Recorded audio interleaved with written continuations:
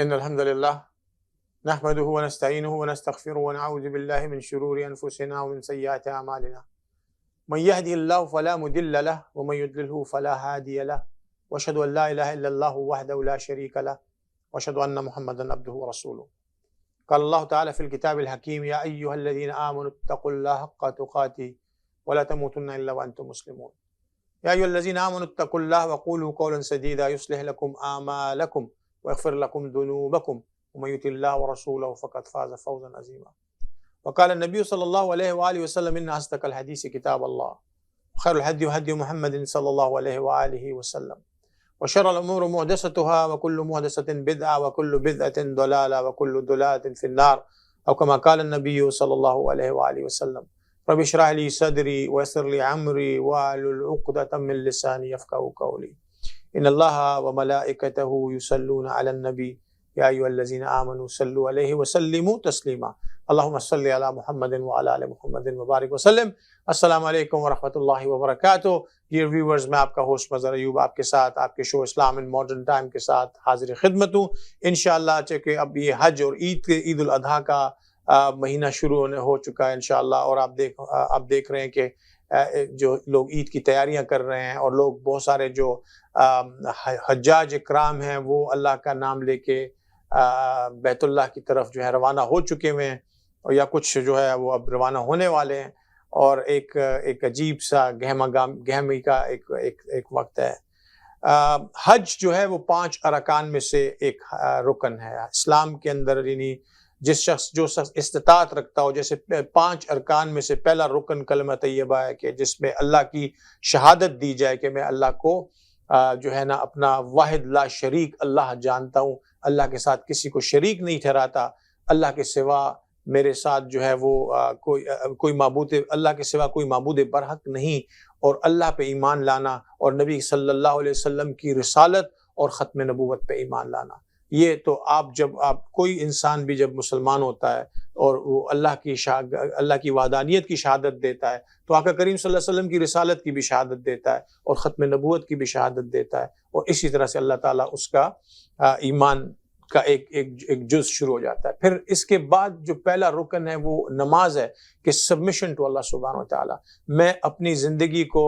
اللہ کے حکموں پہ سبمٹ کر دوں. نماز دیکھنے میں جو انسان نظر آتا ہے جو ہم کر رہے ہوتے ہیں کہ ایک عبادت جس میں رکوع، سجود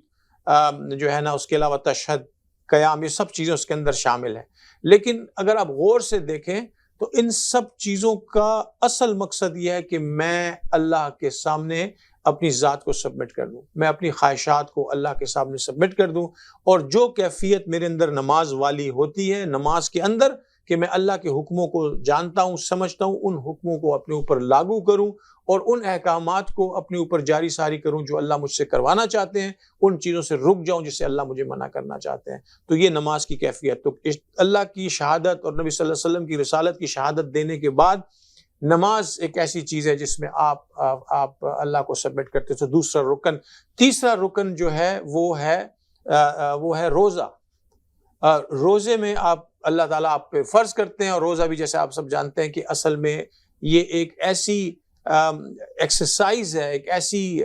اندر کی جد و جہد ہے جس میں آپ اپنی باڈی کو ایکسیپٹ کراتے ہیں کہ اللہ کا حکم آپ پہ لاگو ہے، اور اس دوران آپ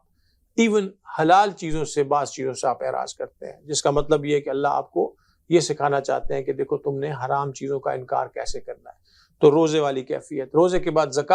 زکوٰۃ کا مطلب یہ ہے کہ آپ اپنے مال میں سے وہ مال اللہ کے رستے کے لیے نکالیں جو اللہ نے زائد آپ کو عطا کر رکھا ہے، اور وہ مال سونے پہ، چاندی پہ، آپ کی سیونگز کے اوپر آپ زکوٰۃ کی شکل میں دیتے ہیں. تو 4 ارکان جو ہیں وہ تو یہ ہو گئے. 5واں رکن جو ہے، 5واں رکن حج ہے کہ من استطعتم الیہ سبیلا. جو استطاعت رکھتا ہو اللہ کے حج کرنے کی وہ اس کو ضرور ادا کرے، اور اللہ نے اس پہ بے تحاشا فوکس رکھا. یہاں تک کہ کہا کہ اگر ایک انسان حج پہ جانے کی استطاعت رکھتا ہو اور پھر بھی وہ حج نہ کرے، یعنی وہ ہیلدی بھی ہو، فائنینشلی بھی ساؤنڈ ہو، اور وہ حج نہ کرے، تو ایسا شخص جو ہے وہ دین سے خارج ہو کے مرے. اللہ ہم سب کی حفاظت فرمائے. تو یہ انتہائی امپورٹنٹ جو چیز ہے کہ حج جو ہے اگر ہماری اللہ پاک نے استطاعت دے رکھی ہے، وَأَتِمُّ الْحَجَّ وَالْعُمْرَةَ لِلَّهِ، تو پھر حج و عمروں کو اللہ کے لیے پورا کیا کرو. من استطعتم الیہ سبیلا، اللہ کے راستے میں جانے کے لیے تمہیں یہ بھی کرنا پڑے گا۔ لیکن اب سوال یہ ہے کہ حج کے اندر اگر آپ غور سے دیکھتے ہیں تو حج ایک کانگریگیشن ہے، آپ کو نظر آتا ہے کہ بہت سارے لوگ،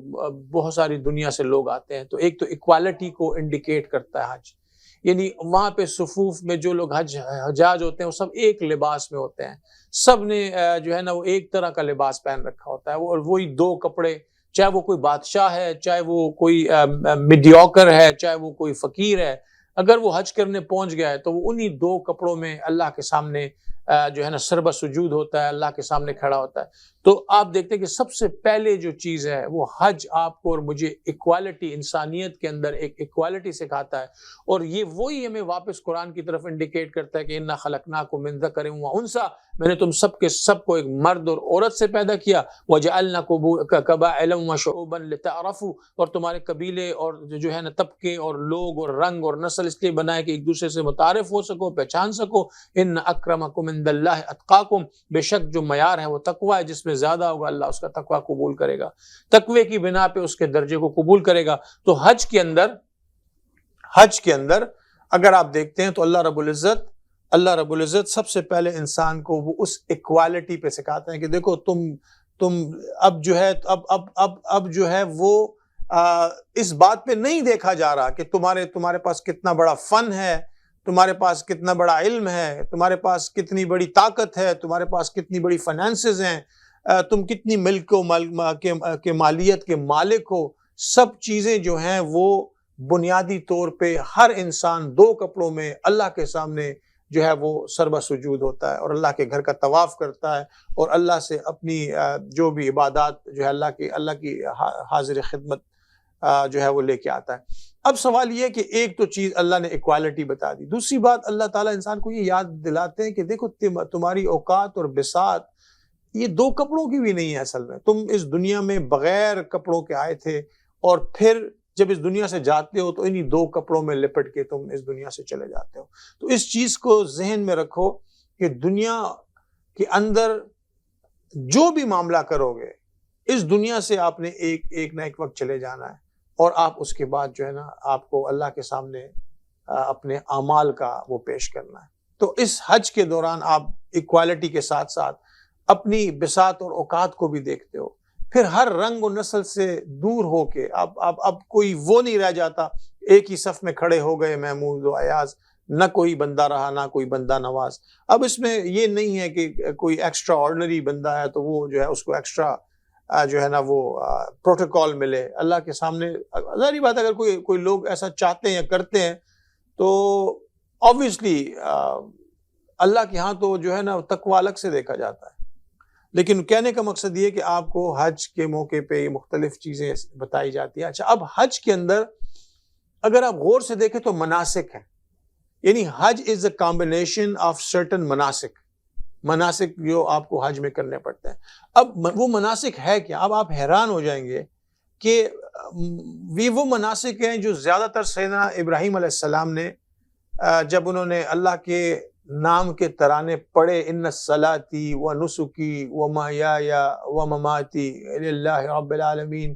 کہ میری نماز، روزہ، قربانی، ان صلاتی و نسکی، میری قربانی، میری نماز، و محیای و مماتی، میرا جینا مرنا، یہ سب اللہ کے لیے۔ تو انہوں نے اپنے اللہ کے سامنے اپنے آپ کو کمپلیٹلی سبمٹ کیا، انہوں نے اللہ کے سامنے اپنے آپ کو کمپلیٹلی سبمٹ کیا۔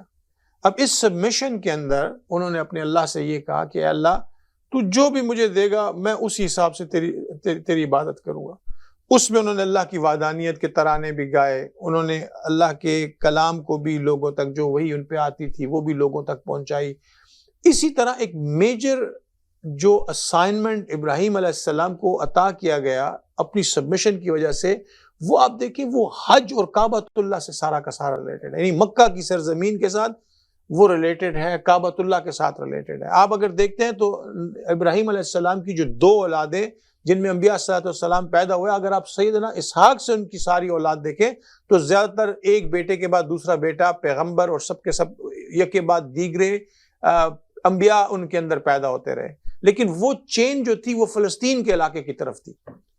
اور ابراہیم علیہ السلام کے دوسرے بیٹے جو بی بی ہاجرہ علیہ السلام سے تھے، اسماعیل علیہ السلام، یہ واحد بیٹے ہیں کہ جن کے بعد، یعنی اسماعیل علیہ السلام بھی اللہ کے نبی ہوئے، ان کے بعد کوئی نبی نہیں آیا، یہاں تک کہ خاتم النبیین تشریف لائے اسی شجرے سے، اسماعیل علیہ السلام کی اولاد سے۔ تو ابراہیم علیہ السلام نے چونکہ زیادہ وقت، اگر آپ ایون بہت کم لوگ جانتے ہیں کہ ابراہیم علیہ السلام عربی نہیں بولتے تھے، عبرانی بولتے تھے، ان کی زبان وہ اس زمانے کی عبرانی زبان تھی، لیکن ہاجر جو تھی وہ عربک سپیکنگ تھی، اور وہ ان کا obviously جب انہوں نے اس کو اس خطے میں آباد کیا مکہ کے اندر، جب اللہ کا حکم آیا کہ بی بی ہاجرہ کو آپ یہاں چھوڑ دو، تو وہاں پہ چھوڑ کے چلے گئے۔ اب چونکہ میں آپ کو یہ ساری تمہید اس لیے باندھ رہا ہوں کہ آپ کو حج کا بیک گراؤنڈ پتہ چلے کہ حج کا بیک گراؤنڈ سیدنا ابراہیم علیہ السلام، اسماعیل علیہ السلام اور بی بی ہاجرہ کی قربانیوں سے ریلیٹڈ ہے سارا، یعنی عبادت اللہ کی کر رہے ہیں، لیکن اللہ نے ان کی قربانیوں کو اتنا ایکنالج کیا کہ اللہ نے اس سب کی سب چیز کو انکارپوریٹ کر دیا مناسک حج کے اندر، کہ تم جب بھی اللہ کی عبادت کرو تو تمہیں نظر آئے کہ قربانیاں دینے والے لوگوں کو اللہ رب العزت یاد صرف نہیں رکھتے بلکہ ان کو ایکنالج کرتے ہیں، ان کی ہوئی عبادت اور قربانیوں کا دین کا حصہ بنا دیتے ہیں۔ اس ترانے کو کہ ان الصلاتی ونسکی ومحیای ومماتی للہ رب العالمین، میری قربانی، نماز، زندگی، موت سب اللہ کے لیے ہے، اور اللہ جو ہے وہ شرک سے پاک ہے۔ ایون ہم جب حج کے لیے جاتے ہیں، عمرے کے لیے جاتے ہیں، تو ہم یہ ترانے پڑھتے ہوئے جاتے ہیں، لبیک اللہم لبیک، لبیک لا شریک لک لبیک، ان الحمد والنعمت لک والملک لا شریک لک، یعنی اللہ کی جو ہے نا شرک سے ہم بری ذمہ ہو جاتے ہیں۔ ہم کہتے ہیں ہمارے اللہ کے ساتھ کوئی شریک نہیں ہے،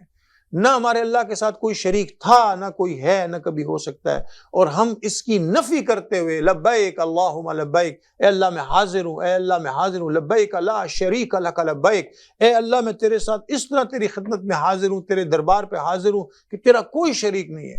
تو شرک سے پاک ہے، تو شرک سے مبرہ ہے، تیرے ساتھ کوئی شریک ہو ہی نہیں سکتا۔ اور اگر آپ بنیادی طور پہ دیکھیں تو یہ ترانے ہر حاجی، یعنی ایون یہ جو کلمے ہم پڑھتے ہیں، اس کو حکم یہ ہے کہ اتنی آواز سے پڑھو منیمم کہ اپنی کان میں سنائی دے، یعنی منیمم اس آواز سے پڑھو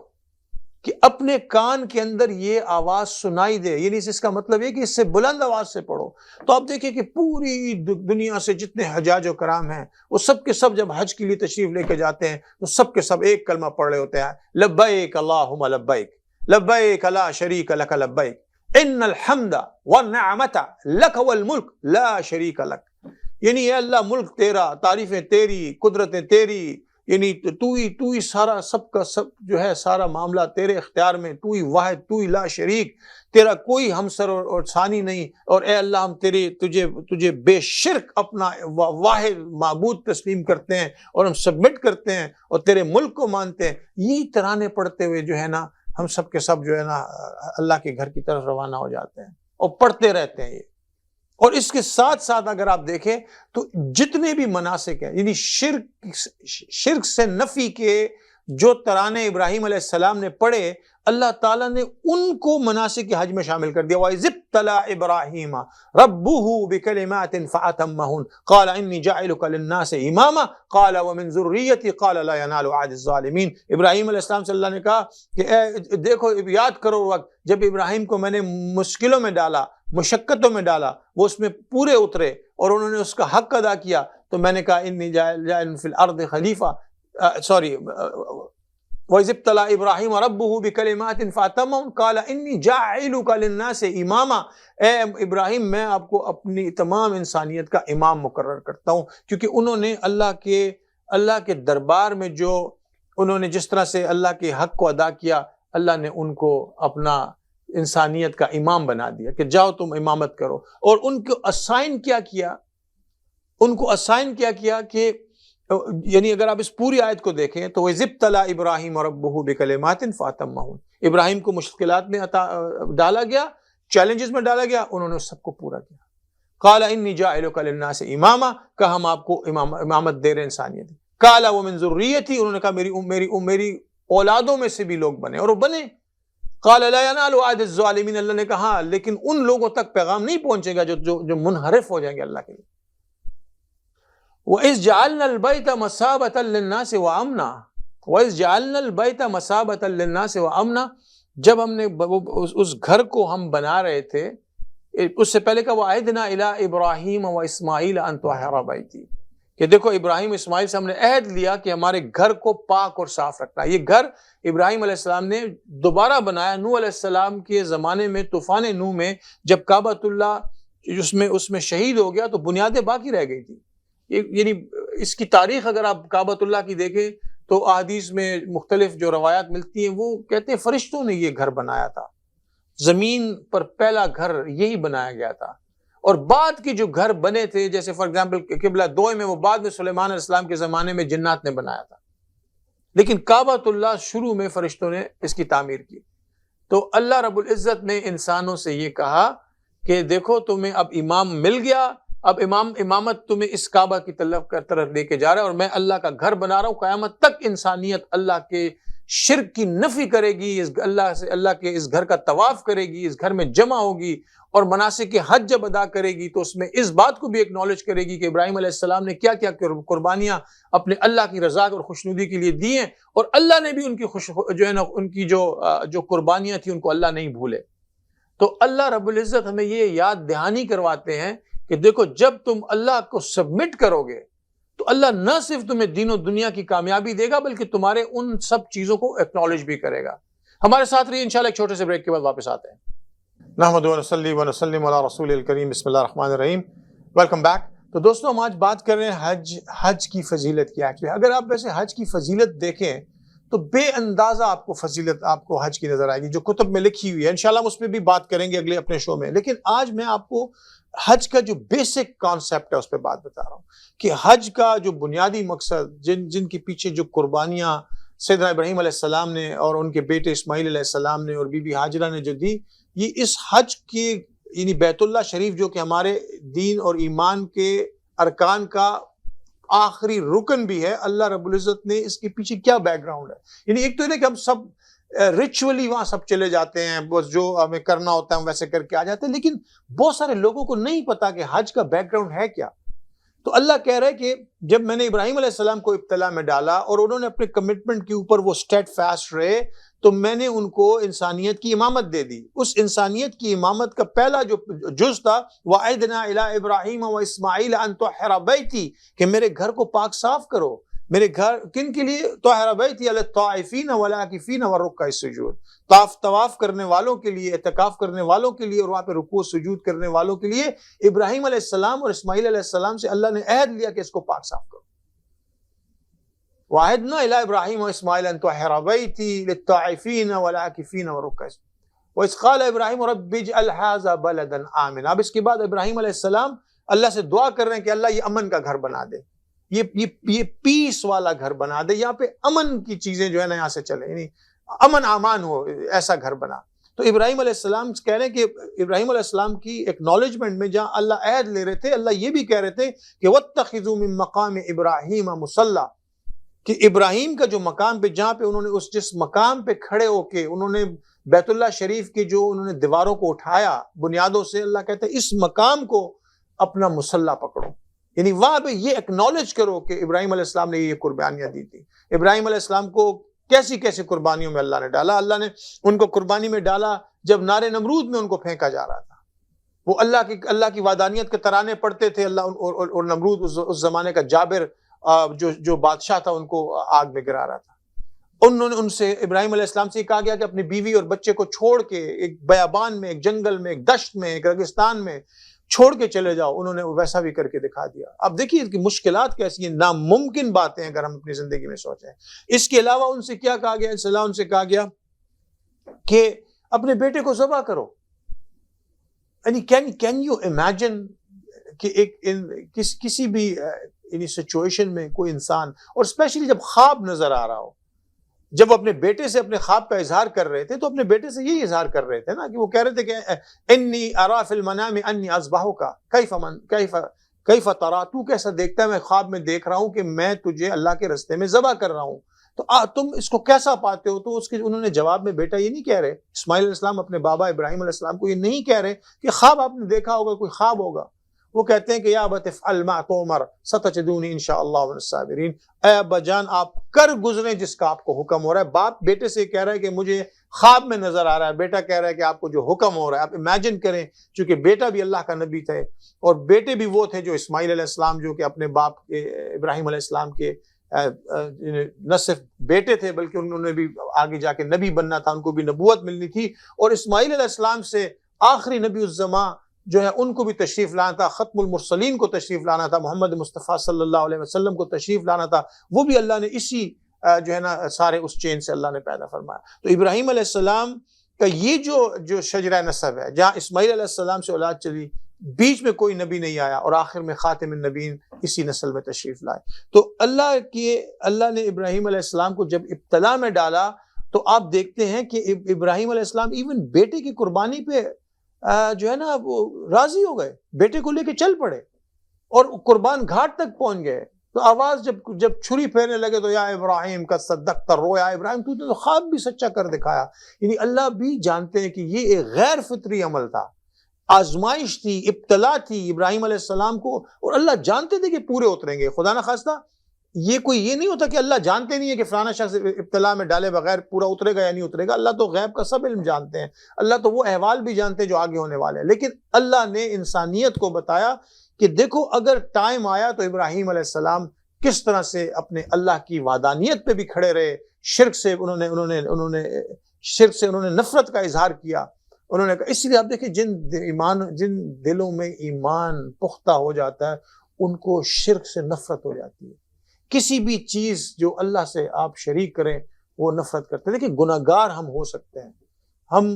کمزوریاں ہمارے اندر ہو سکتی ہیں، لیکن ایمان کا تقاضا یہ ہے کہ اللہ کو جو ہے نا یعنی بغیر کسی شرک کے اپنا معبود برحق مانا جائے اور جانا جائے اور سبمٹ کیا جائے. ابراہیم علیہ السلام کو اللہ پاک نے یہی پہ وہ بولا کہ جب ابراہیم علیہ السلام کو اتنی ساری جو ہے نا آزمائشوں میں ڈالا گیا تو امامت عطا ہوئی. امامت کس کی عطا ہوئی؟ کعبۃ اللہ کی امامت عطا ہوئی. اور اس کی امامت یعنی پوری انسانیت کی. آج بھی آپ دیکھیں کہ کعبۃ اللہ مکہ مکرمہ میں ایک اللہ کا جو بیت اللہ ہے، پوری دنیا سے حجاج اکرام جو ہے سب وہاں جاتے ہیں. اور واتخذوا من مقام ابراہیم مصلی، ابراہیم کے مقام کو آج بھی مصلی پر جو ہے نا پکڑتے ہیں. آج بھی ابراہیم کی جو ہے نا امامت وہاں پہ تسلیم ہوتی ہے، کیونکہ یہ مناسک حج میں ایکنالجمنٹ ہے اللہ رب العزت کی. نبی صلی اللہ علیہ وسلم نے یہ بھی فرمایا کہ سنت ابیکم ابراہیم وہو سماکم المسلمین. قربانی کے بارے میں پوچھا گیا کہ وہ کیا کرتے ہیں، کہا یہ تم لوگوں کے بابا جان ابراہیم علیہ السلام کی سنت ہے، سماکم المسلمین. اس کو اللہ نے سنت فرمایا تمام انسانیت کے لیے. تو اللہ کے رسول تک انہوں نے، جب نبی صلی اللہ علیہ وسلم کا زمانہ آ گیا، اب نبی صلی اللہ علیہ وسلم کو اللہ نے کس طرح سے اس کے اندر انکارپوریٹ کیا وہ آپ دیکھتے ہیں کہ وَإِذْ ابراہیم القواعد من البیت واسماعیل، جب ابراہیم اور اسماعیل جو تھے وہ کعبۃ اللہ کی دیواریں بنیادوں سے چڑھا رہے تھے تو کیا کہتے ہیں؟ ربنا جعلنا مسلمین لک ومن ذریتنا امۃ مسلمۃ لک وارنا مناسکنا وتب علینا انک انت التواب الرحیم. اے اللہ تو توبہ قبول کرنے والا ہے، اے اللہ تم کو مناسک سکھا، اے اللہ تو امت مسلمہ ایک ایسی امت بنا جو تمام کائنات کے اندر تیری حق کی آواز کو، تیری وحدانیت کی حق، تیری وحدانیت کے ترانے پڑے اور تیری وحدانیت کو لے کے پوری انسانیت تک لے کے جائے. امامت اللہ نے جو تھی ابراہیم علیہ السلام کو عطا فرمائی، وہ آئیکونک سمبولک امامت جو اس زمانے میں جب تک وہ حیات تھے وہ تھی، آج بھی اس کو جو ہے نا سمبولکلی ہم جا کے فالو کرتے ہیں اور مقام ابراہیم پہ نماز پڑھتے ہیں. ابراہیم علیہ السلام جب اب دعا کر رہے ہیں اللہ سے تو آپ دیکھیے وہ اللہ سے یہ نہیں کہہ رہے کہ اللہ اب تو، یعنی نارمل انسان جو ہے اگر آپ کو یہ لگے کہ کوئی بڑے عہدے پہ فائز انسان کا آپ نے کے لیے کچھ اچھا کام کیا تو اب آپ کو اس سے کچھ بھلائی اور اچھائی آپ ایکسپیکٹ کر سکتے ہیں اپنی ذات کے لیے. لیکن ابراہیم علیہ السلام اب بھی کچھ نہیں مانگ رہے. وہ کہہ رہے ربنا وجعلنا مسلمین لک ومن ذریتنا امۃ مسلمۃ لک. امت مسلمہ تیرے سامنے جھکی ہوئی سبمٹڈ امت مانگ رہے ہیں. اللہ کو انت التواب الرحیم کہہ رہے ہیں، اللہ تو ہی توبہ قبول کرنے والا ہے. اے اللہ وجعلنا، پھر کہہ رہے ہیں کہ وَإِذْ جَعَلْنَا الْبَيْتَ مَثَابَةً لِلنَّاسِ وَأَمْنًا وَاتَّخِذُوا مِن مَّقَامِ إِبْرَاهِيمَ مُصَلًّى وَعَهِدْنَا إِلَىٰ إِبْرَاهِيمَ وَإِسْمَاعِيلَ أَن طَهِّرَ بَيْتِيَ لِلطَّائِفِينَ وَالْعَاكِفِينَ وَالرُّكَّعِ السُّجُودِ. اور اس کے بعد اللہ کہتے ہیں إِذْ قَالَ إِبْرَاهِيمُ رَبِّ اجْعَلْ هَٰذَا بَلَدًا آمِنًا وَارْزُقْ أَهْلَهُ مِنَ الثَّمَرَاتِ مَنْ آمَنَ مِنْهُم بِاللَّهِ وَالْيَوْمِ الْآخِرِ. کہ اللہ اس کو سلامتی اور ایمان والا جو ہے نا پیسفل گھر بنا، امن والا گھر بنا. اور اس میں ان لوگوں کو رزق کی کثرت عطا فرما جو اس گھر کے اندر جو آباد ہو. تو اللہ پاک نے وعدہ فرمایا کہ سب کو دوں گا سب کو، لیکن اللہ نے یہ بھی کہا کہ جو اللہ سے منحرف لوگ ہوں گے ان کو کچھ عرصے کے لیے دوں گا، پھر یہ رزق ان سے لے لوں گا. لیکن آپ ابراہیم علیہ السلام کی دعائیں دیکھیں، اور ان دعاؤں کی مانگنے کے بعد وہ کہہ رہے ہیں ربنا وابعث فیہم، اے اللہ ربنا. اب دیکھیں کہ میں جو بات کہنا چاہ رہا تھا کہ ابراہیم علیہ السلام، اب موقع تھا کہ اللہ جب اکنالج کر رہے تھے، ابراہیم علیہ السلام اللہ سے دنیا کی بادشاہت مانگتے، کہتے امام تو بنا دیا، مجھے پوری دنیا کی بادشاہت دے دے، اور اللہ ان کو عطا فرما دیتے. لیکن ابراہیم علیہ السلام نے پوری دنیا کی نہ بادشاہت مانگی، نہ دولت مانگی، نہ کوئی اس طرح کی دنیا کی جو ہے نا ثروت مانگی، نہ کچھ نہیں مانگا، بلکہ دعا اللہ سے اگر مانگی تو یہ کہ ربنا وابعث فیہم رسولا منہم، اے اللہ اس میں ان لوگوں میں سے انہی میں سے ایک رسول بھیج. کیونکہ ابراہیم جانتے تھے کہ میری دوسری اسحاق علیہ السلام کی اولاد میں سے کئی لوگ جو ہے نا وہ اللہ کے نبی بنے. تو یہاں پہ وہ اسپیسیفکلی دعا مانگ رہے ہیں ربنا وابعث فیہم رسولا منہم، اے اللہ اب انہی میں سے ایک رسول پیدا کر، انہی میں سے ایک میرا نبی آئے. وہ محمد مصطفیٰ صلی اللہ علیہ وسلم خاتم النبیین کے لیے دعا مانگ رہے ہیں کہ ربنا وابعث فیہم رسولا منہم. وہ کیا کریں گے؟ یتلو علیہم آیاتک، تیری آیتیں پڑھ کے سنائیں گے، ویعلم الکتاب، اور کتاب جو ان کو علم الکتاب یعنی قرآن کا علم دیں گے، اور اس کے بعد ان کو والحکمت، حکمت کی باتیں سکھائیں گے، ویزکیہم، اور انسانوں کا تزکیہ نفس کریں گے. آپ سوچیں کہ ابراہیم علیہ السلام جب کامیاب ہونے کے بعد، اللہ سے سرٹیفائیڈ ہونے کے بعد، اللہ سے سرٹیفکیٹ لینے کے بعد جو پہلی دعا مانگ رہے ہیں کہ اللہ ان میں رسول بھیج جو انہی میں سے ہو، یعنی محمد مصطفیٰ صلی اللہ علیہ وسلم خاتم النبی، اور اس نبی کا جو منشور ہو، جو مینیفیسٹو ہو، وہ کیا ہو کہ وہ ان کو آیتیں پڑھ کے بتائے، آیتیں دکھائے، قرآن پڑھ کے سکھائے، حکمت کی باتیں سکھائے، اور ان کا تزکیہ نفس کریں. اللہ پاک نے ان کی وہ دعا قبول کی، اور ابراہیم علیہ السلام کے بیٹے اسماعیل علیہ السلام کی نسل سے جو جاری تھا مکہ مکرمہ میں، اللہ نے خاتم النبیین صلی اللہ علیہ وآلہ وسلم کو مبعوث فرمایا، قیامت تک کے لیے مبعوث فرمایا، اور اس طرح مبعوث فرمایا کہ اس کے بعد ہر قسم کا رسالت کا اور نبوت کا سلسلہ بند کر دیا، اور قیامت تک کے لیے محمد مصطفیٰ سید مجتبیٰ صلی اللہ علیہ وآلہ وسلم کو ہمارا رسول بنا دیا. یہی حج کی تلقین ہے، یہی تعبیر ہے کہ اللہ کی وحدانیت کو بیان کریں اور محمد رسول اللہ صلی اللہ علیہ وسلم کے طریقے کو مضبوطی سے تھام لیں. اللہ ہم سب کو جو ہے نا حج کے اوپر جانے کی توفیق نصیب عطا فرمائے، اور جو لوگ چلے گئے اللہ تعالیٰ ان کو یہ حج مبرور ان کے حق میں ہو، اللہ یہ حج ان کے لیے آسان فرمائے، اور اللہ تعالیٰ جو لوگ حجاج کرام جا رہے ہیں اللہ ان کی برکت سے اللہ ہم پہ بھی ہمارے حالوں پہ بھی رحم فرمائے. وصلی اللہ تعالیٰ علی خیر خلقہ محمد وآلہ واصحابہ اجمعین برحمتک ارحم الراحمین. السلام علیکم ورحمۃ اللہ وبرکاتہ.